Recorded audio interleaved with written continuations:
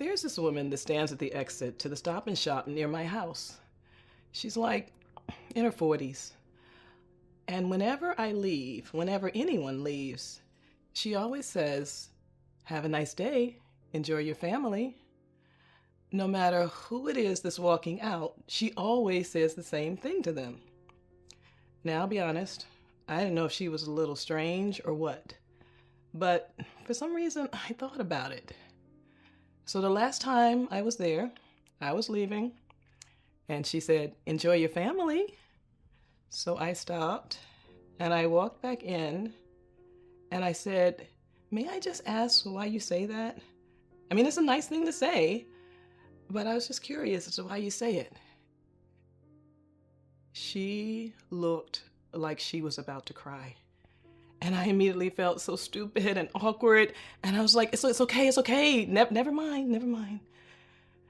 But she took my hand and she said, 4 years ago on Mother's Day, her husband and 2 kids, they all got up early and they went to buy her some flowers and some candy to surprise her when she woke up. But when she woke up, they hadn't gotten back yet. And then she got a phone call from the police.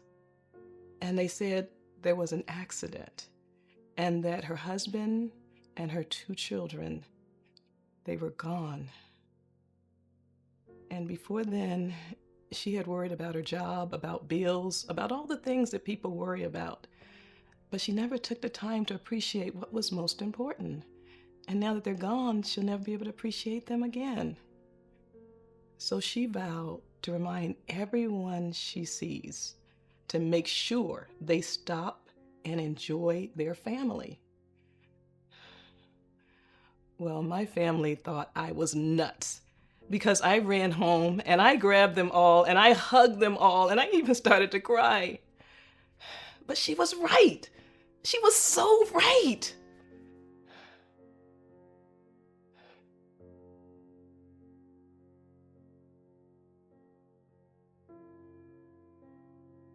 You know, I've been through some really bad times in my life. Mostly searching for love and finding everything but that search, that desperation can lead you to be really depressed. And in the darkness of that depression can lead you to do some really, really bad things to yourself. It was years ago, but I remember laying there in the hospital, exhausted and so ashamed. I remember closing my eyes and crying because I was still alive. I just wasn't sure if I was relieved or disappointed. You know, I think the problem with most people is they're searching for love. They can't find it, but they're too busy running, chasing after it. So love can never find them. It's like, do you have to go looking for sunshine? Even if you're in the shade, eventually the sun's going to move into a place where it shines on you. So enjoy the shade. It's only temporary. Temporary. Like relationships. When I think back on all of my relationships, some of them only lasted 3 weeks, but were more real, honest, and truly spiritual than some of the ones that lasted 3 years. It blows my mind that duration doesn't equal validity. My yoga teacher always says, if you don't make the connection, consider that protection. And I really love that. When I see you, I don't see a victim. I don't see a loser. I don't see someone who missed out on anything or anyone. I see a girl who's much luckier than she thinks she is. Just like me all those years ago when I was in the hospital. I had never felt more dead, Yet I was never more fully alive. It changed my whole life. Sometimes what you want is right there, but you can't see it. But if you close your eyes and look in, you will.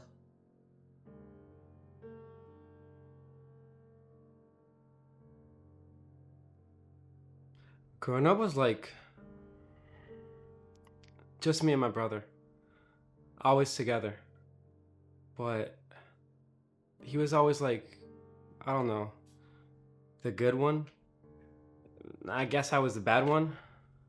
Nothing too bad, just getting into trouble at school, stealing candy, nothing too crazy.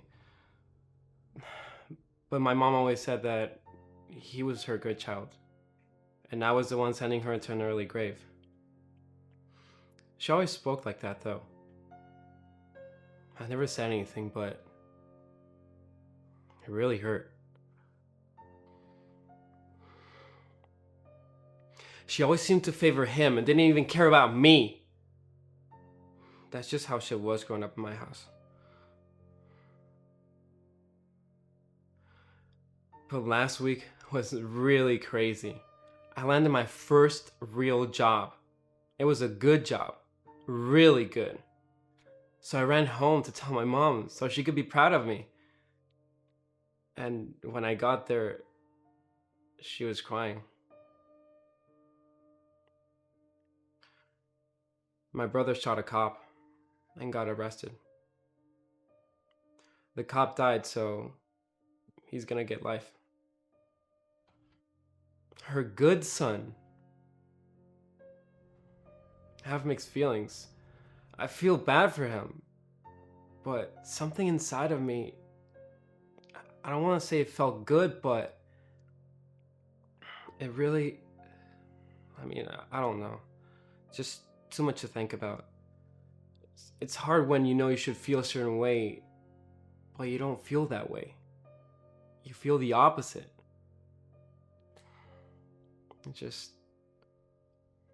I don't know. I just don't know.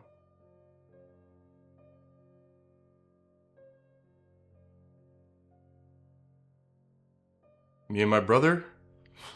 Two fucking idiots. It's like whatever we did, we found a way to destroy something, get arrested, get other people arrested. The thing was, we always had each other's backs. No matter what. He got into a fight, I was there. I was in trouble, he was there. I mean, ain't that the way brothers should be? I remember over lunch he mentioned this girl he was seeing was having some bullshit drama with her ex-husband. We both dealt with shit like that before. I guess I just didn't really think anything of it.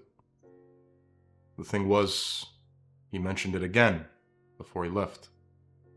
Said this asshole was harassing her.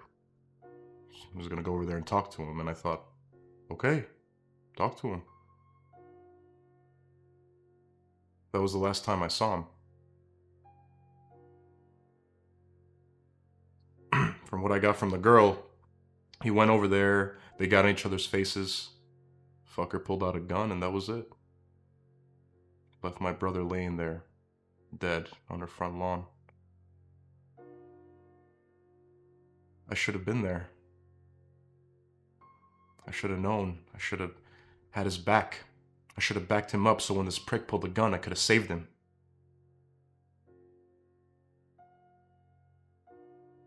If I could have jumped in front of that bullet, I would have. I should have been there. Fuck me, I should have been there.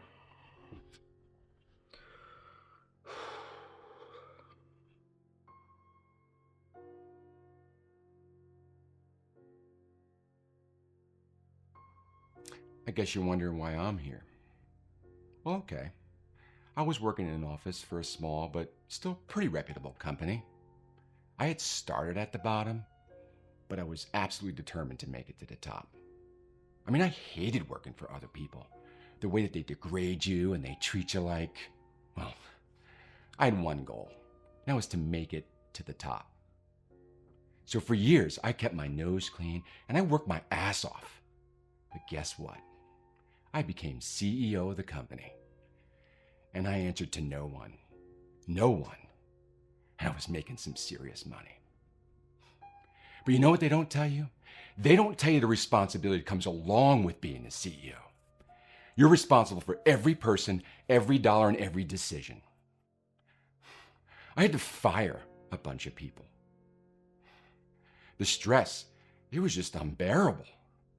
I was losing sleep. I was developing ulcers and getting panic attacks. It was unbearable. So vodka saved the day. The more I drank, the more it helped me deal with the stress. But you know what else it did? It helped drive my company out of business. I used to think that drinking could help ease the pain, but it didn't. It just made matters much worse.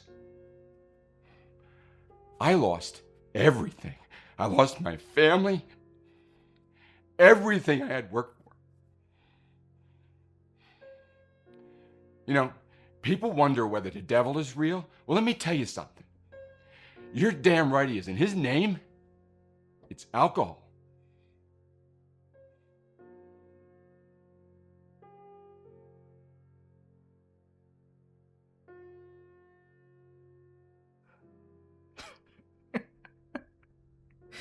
Oh man, I used to bust his balls so much. It was really funny. Say like we'd be walking, right? And say I saw a bunch of people, or like if I saw the cops, I would bet him $100 that I could run to the end of the block faster than he could. So when he would start to run, I would scream out, "He stole my wallet! He stole my wallet!" It was really funny. He used to get so embarrassed. Oh man, he was fast. Better shape than I was. You know, I would tell girls that he was actually a priest, and they would avoid him. I would tell girls that he was actually a woman living as a man. He would get so pissed off.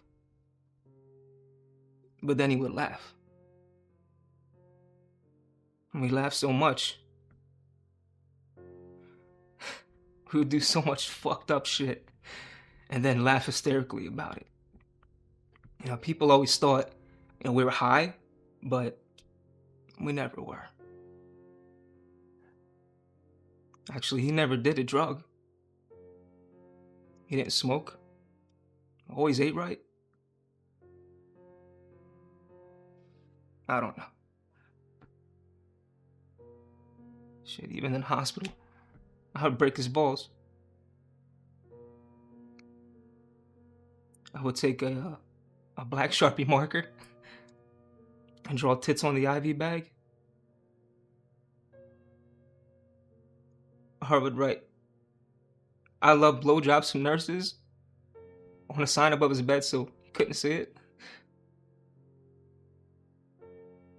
Had him laughing all the way to the end.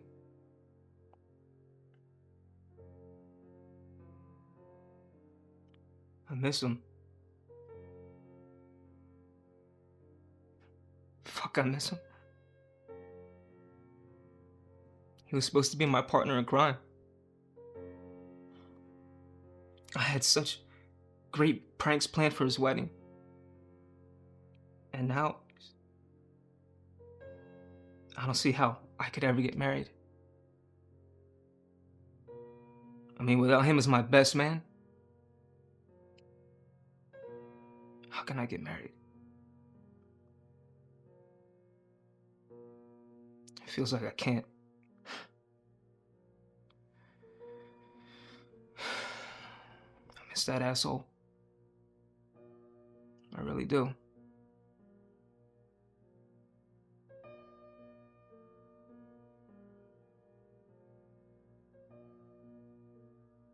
Tell me what other choice I had. Huh? Tell me. Everybody's writing all this horrible shit about me, but no one is telling me what else I could have done. I went to the school. They did nothing. I went to the principal and the guidance counselor. Nothing. I called the kids' parents. I tried to stay calm and reasonable, and I told them that their son, who was very much bigger than my son, was torturing him every single day at school. And things actually got worse. The parents are no better than the kid. I even went to the cops. Basically laughed at me, told me these things have a way of working out and boys will be boys and all that bullshit. But when I checked his computer history and I see that he's looking up ways that kids kill themselves, that's it. I snapped. What else am I supposed to do? I'm a single parent. I work. I can't homeschool, and I can't afford to move. And it's not fair that my little boy be tortured every single day just because he doesn't fight back.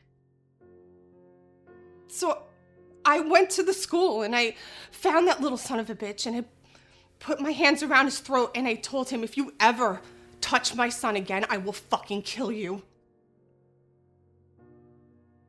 So I got arrested and my son got kicked out of school. But no one is telling me what other choice I had.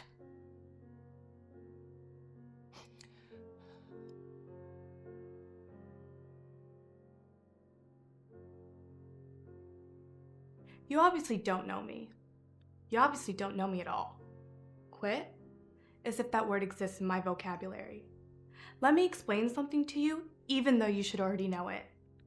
If you tell me something's hard, it makes me want to try it. If you tell me it's really hard, then I want it, badly. If you tell me it's impossible, and there's no way I can do it, I will dedicate my life to not only proving you wrong, but becoming a fucking expert at it. It has nothing to do with being stubborn. It has everything to do with the fact that I don't want to be told I can't do something I want. And I'm not some spoiled brat that can't be told no. If it's possible and I want it, why shouldn't I be able to have it? Right now it's this job. But what it is doesn't matter. What it is has no bearing on what's important right now. If it's possible and attainable, I'm gonna get it.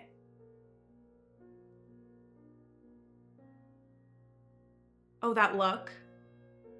I know that look oh so well. She's such a bitch. She's so spoiled. How about, wow, she's motivated. Wow, she's determined. Wow, she's got more balls and drive than I'll ever have. And you know what pisses me off? It's the fact that you're talking all this negative shit about me, when really all I want is for you to support me, to believe in me, to back me up. If you ever said, of course you can do it, I believe in you, I would faint. So maybe if you were more supportive and you actually did believe in me a little more, then I wouldn't have to.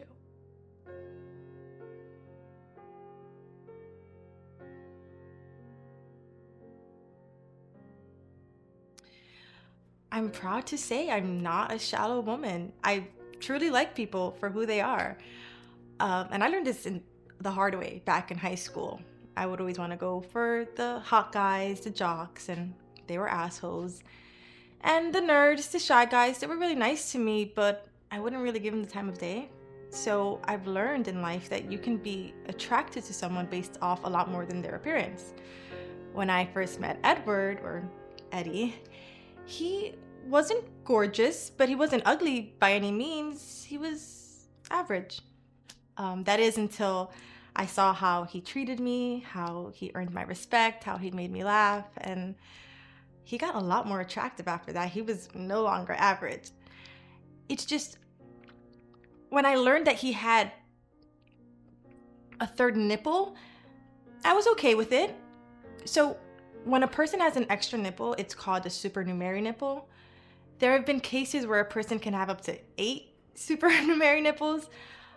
Most third or fourth nipples are usually harmless and not that rare. But when I met him, it was on his neck, right where his Adam's apple was.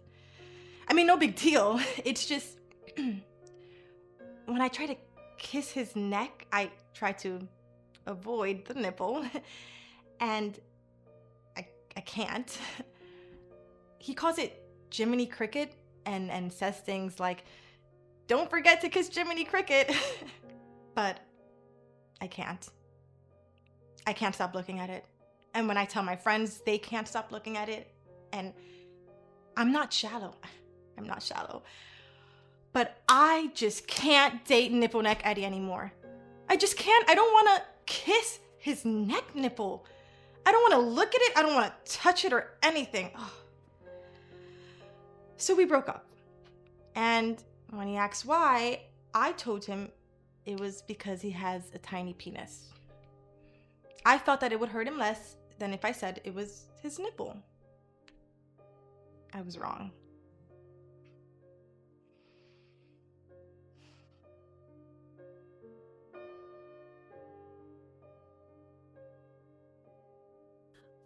Oh my God.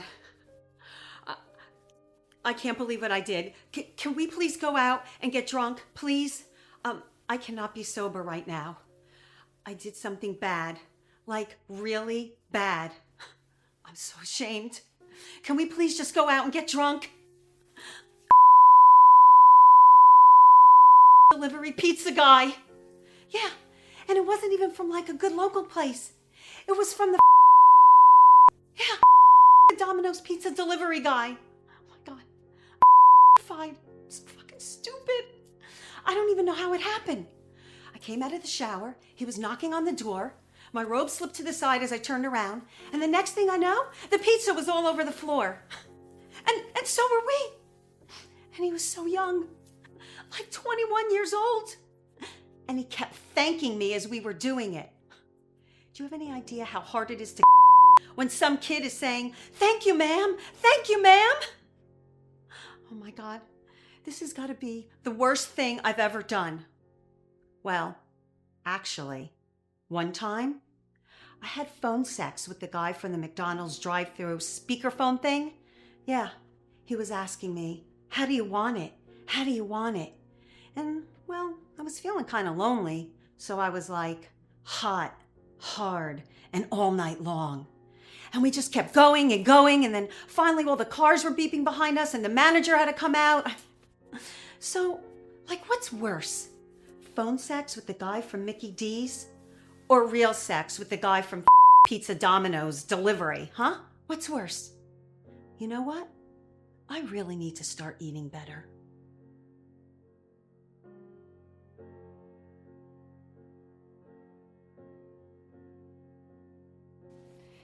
Have you ever seen a cave cricket? Well, if you live in New Jersey and you have a finished basement, you would know what I'm talking about. They come in all different sizes. Big, small, medium, different colors. Some have dots on them, like red dots, yellow dots, orange dots. Well, anyway, they're like the ugliest things I've ever seen. And I've never seen one until I moved here. They start to come out, like in October, November, in the fall. And they come out of every orifice of your house, like vents and fireplaces. And they like to scale the edges of your room. They move towards the windows and the doors. And boy, can they jump. They have these like spikes on their legs, and they jump on you. Oh, God help you, especially if you have hairy legs. Well, that happened to me once. I had hairy legs, and one did jump on me, and boy, was it an adventure to get it off. Anyway, did I say that they're ugly? Well, they're really creepy. And the creepiest thing about them is that they have this antenna that comes out of their head, but it's off center. And it writhes and it looks for you. Anyway, one day we had a visitor. Well, it was my dad. He was visiting. And he had a visitor. He was staying in the basement. He woke up in the middle of the night to go to the bathroom, and he saw one right at the corner of his eyes. And it had jumped on one of our pieces of furniture. And he saw it, and he said, it was so big, it was the mother of them all, the queen. So he decided he was going to kill it. He grabbed his shoe and he smashed it. And he said it was so big that when he smashed it, you could hear it scream like the screech of death. Kind of like that creature from Alien, you know, when Sigourney Weaver blows him out of the spaceship. Cave cricket. Have you ever seen one?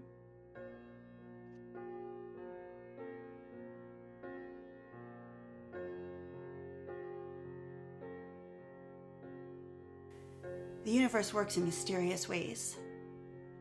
And I have a mystery for you. Why would my parents abandon me? I mean, it's a rhetorical question, but I want an answer. I deserve an answer. It's not normal for parents not to want their child, is it? What the fuck is wrong with them? I'm a good person. What could I have done to make my parents hate me so much? I always feel like I'm not good enough. If I'm not worthy of my parents' love, then I'm not worthy of anything, right? They have crushed my self-esteem, and they destroyed my confidence, and then they just abandoned me. My God, how they undermined my well-being. You know, I started therapy, and it made me realize how dysfunctional everything was. They're narcissists. My God, how did I not realize that? It explains everything. I was living in such a toxic environment, and I had no idea it wasn't normal. They verbally and emotionally abused me for my entire life. And that's not okay. They made me think something was wrong with me, but it wasn't me. It was them. Sorry.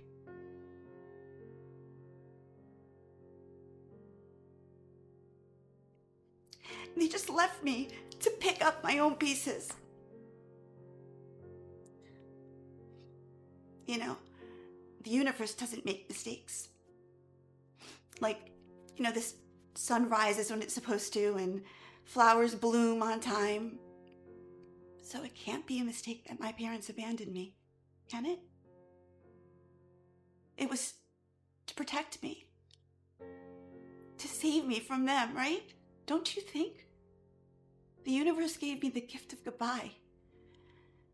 And goodbyes can be heartbreaking. Believe me, this is. But it's what I needed to move on. And I'm trying to move on. I will move on.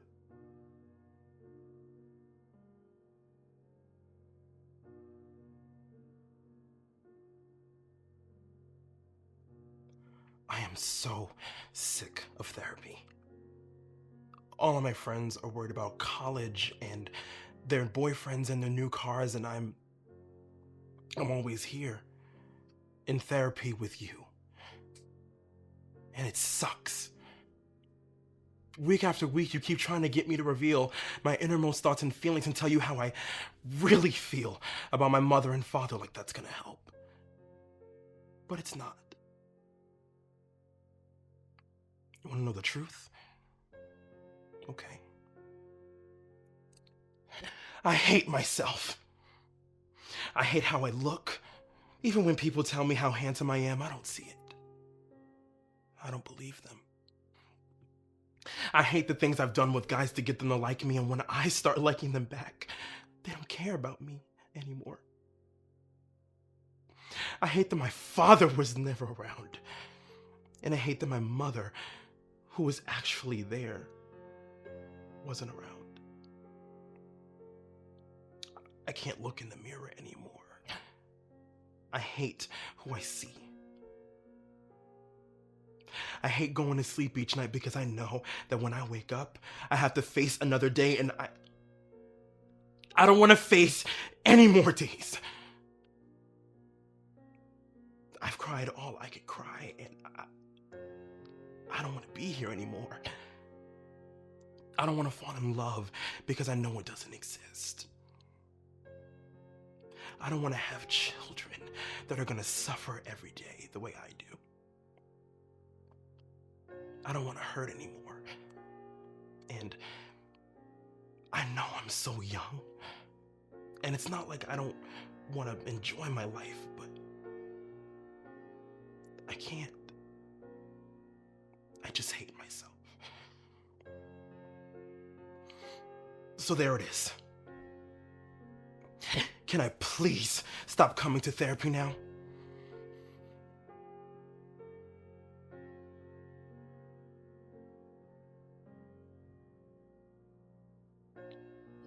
When did relationship stop being fun?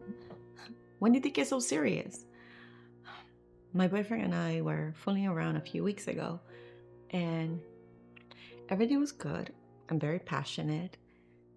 And, you know, by accident, I kind of had gas, you know, so I had to, you know, I release it. I mean, no big deal, right? Anyway, I did. And he stops, sits up and looks at me and says, "Did you fart?" And I laughed and said, "Yeah, sorry." And he stops. Like, he legit pushes me off of him. So I thought he was kidding, and I laughed. And he goes like, "Did you fart? I can't believe you did that." So the mood was over, and even though I was really confused, I just went to sleep. The next day, I noticed he's not talking to me, so I said, "Babe, what's wrong?"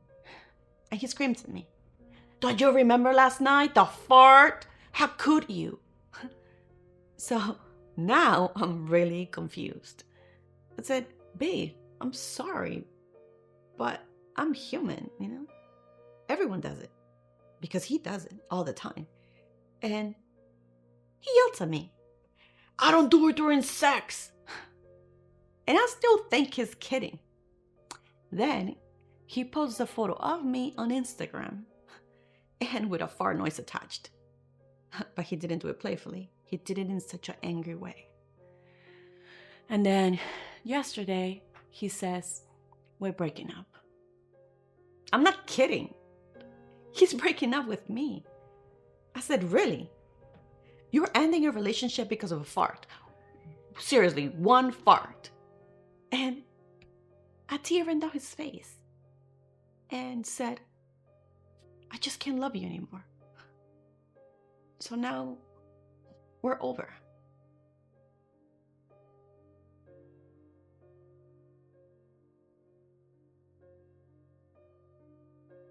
So, I was in New Orleans, not getting drunk, not slutting out. I was searching for something special, something unique. And I found it. I had found the most amazing lipstick anyone had ever seen. Why? Because no one had ever seen that shade before. Falou.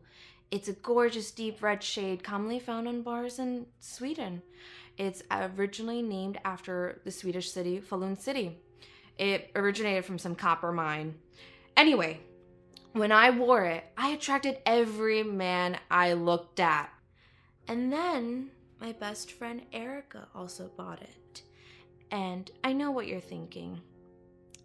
It's petty, but it was my lipstick. And when I wore it, I was special. I was unique. And then when she bought it, she started getting all the attention. So I killed her. And I know what you're thinking. Who kills over lipstick? But it was my lipstick. It was special. And it was pretty easy, actually.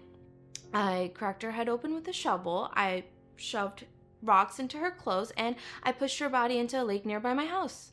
And I would have gotten away with it too, but then my whore friend Stephanie was like, "When I go to New Orleans, I'm also getting that lipstick." So I said, "Bitch, if you get that lipstick, I will kill you the same way I killed Erica." And that kind of made her call the cops, so now I'm on trial for murder. But at least no one else has this lipstick.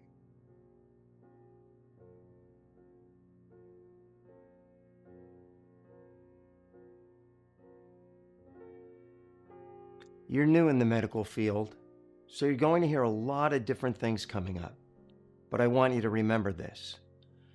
As you're coming up, they're going to train you.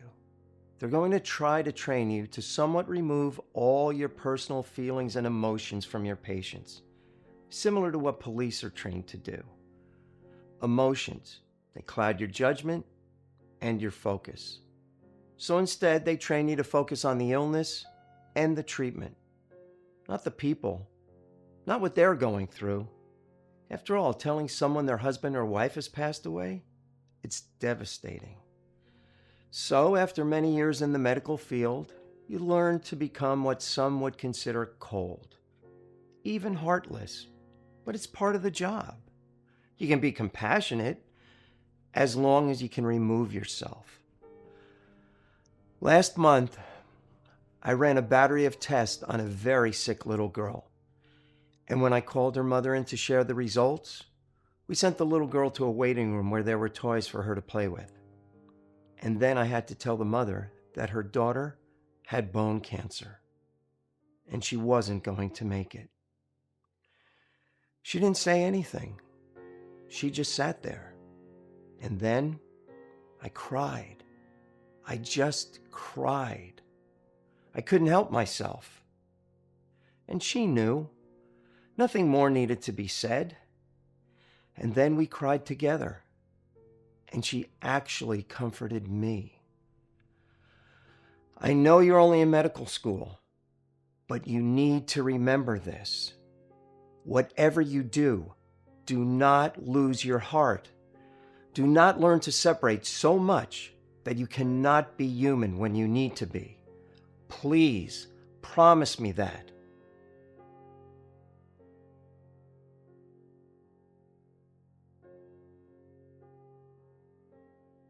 The other day, you got so mad at me for saying that you're easy. You asked me what I liked best about you, and I said you're easy, and I have no idea why that got you so pissed off. I've called guys immature. Were less offended than you. But of course, it's like everything else in my life, it's one giant miscommunication.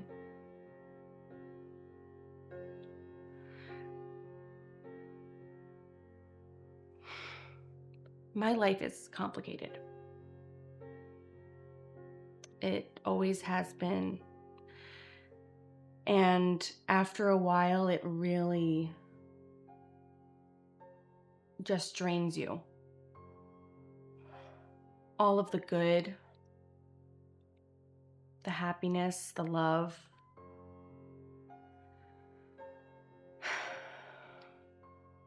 My family is majorly complicated.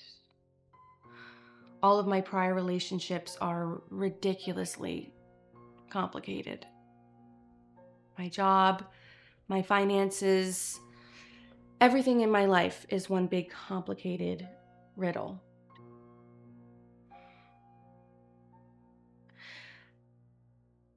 And then you came along. And you make me laugh. And you're honest. And there's no bullshit. And it's like, thank God, finally, someone comes into my life and doesn't make things complicated. So, for me to say that you're easy, it's the best thing I could say to anyone, ever.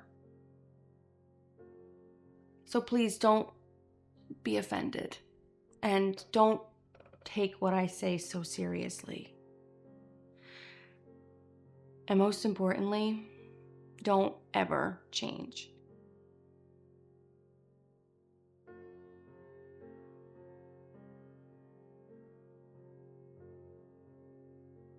You know how sometimes animals, they know if there's a storm coming or a hurricane or maybe sometimes an earthquake before it's actually happening?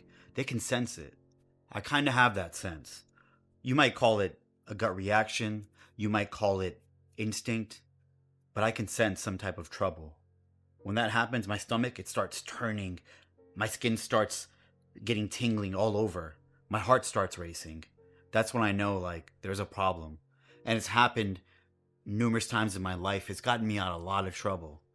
I remember even last week, I was on a flight from Boston to Los Angeles. And all of a sudden, everything was fine. And boom, it happens. My stomach just... And I thought maybe it was just a flight. Maybe I was a little motion sickness. Maybe I was a little nervous. But then, no, I knew something was going on. I look around and I see this guy. He had this crazy look in his eyes. And I could tell something was wrong. He was sweating. I was trying to give him the benefit of the doubt, but I kept looking at him. And all of a sudden, he gets up and he runs towards the cockpit. I get up and I just tackle him. I just jumped up and tackled him to the ground. My girlfriend was there and she said to me, I thought maybe you were a superhero in your past life. And you know what? I don't know if I was a superhero, but I do know that if I didn't stop him, he would have made it into the cockpit that day.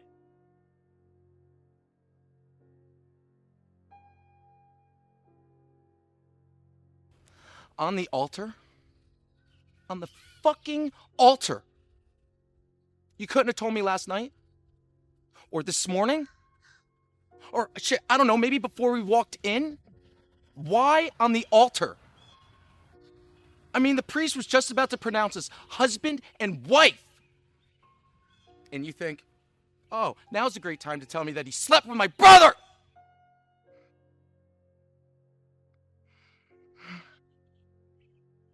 I mean, I'm a perceptive motherfucker. Nobody pulls the wool over my eyes. Nobody. You showed me no signs, no signals. And neither did Eric. Unless you did, and I just didn't see it. Unless, I don't know, maybe it was right in front of me, and I just didn't see it. Maybe I wanted to marry you so bad, that I was blinded. I don't know what to do. I mean, part of me wants to kick his ass. Part of me wants to fucking kill you. And part of me can't believe that within 10 seconds, I lost the woman of my dreams. Fuck. Now it's over. 5 years wasted. You know what? Fuck it. I'm going to the bar.